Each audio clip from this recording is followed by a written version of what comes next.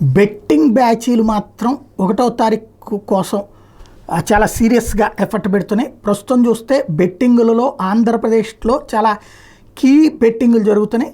దీంట్లో చూసుకుంటే 1కి 2 దాకా ఇందులో ప్రధానమైనటువంటి అంశం చూసుకుంటే కనబడుతున్నటువంటి లెక్క విచిత్రంగానే ఉంది. ఎవరికి అర్థం కానటువంటి పరిస్థితుల్లోనే ఉందని చెప్పాలా. ఏ పార్టీ అధికారంలోకి వస్తుందనేది, పిఠాపురంలో పవన్ మెజార్టీ, చంద్రబాబు జగన్ మెజార్టీ, ఇకపోతే నియోజకవర్గాల వారీగా బెట్టింగులు, పవన్ కళ్యాణ్ చంద్రబాబు జగన్ మెజార్టీల మీద బెట్టింగులు హై రేంజ్లో కొనసాగుతున్నాయి. 1,00,000 5 లక్షలుగా బెట్టింగులు కొనసాగుతున్నాయి. ఇలా 100 కోట్ల రూపాయల లావాదేవీలు జరుగుతున్నాయి. ఇక జగన్ వర్సెస్ కూటమి మీదన జోరుగా పందాలు ఉన్నాయి. గెలుస్తారా లేదా అనే దాని మీద పెద్ద ఎత్తున బెట్టింగులు జరుగుతున్నాయి.